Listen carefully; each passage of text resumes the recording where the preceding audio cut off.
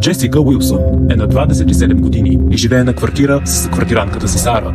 Но това, което Джесика не знае, е, че тя и Сара не са единствените вкъщи, защото Джесика е бременна. Джесика е изключително момиче. Тя помага на пенсионерите в нужда, разраства местните бизнеси и също така е веган.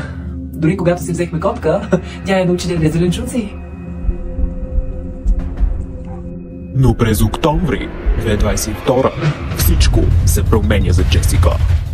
През октомври миналата година започнаха да ми се прияждат странни неща. Джесика, ти защо ядеш гранулите на котката? Всъщност те ядат от моите гранули. Това, което никой не знае, е, че в периода от август до октомври Джесика има контакт с повече от 4 момчета.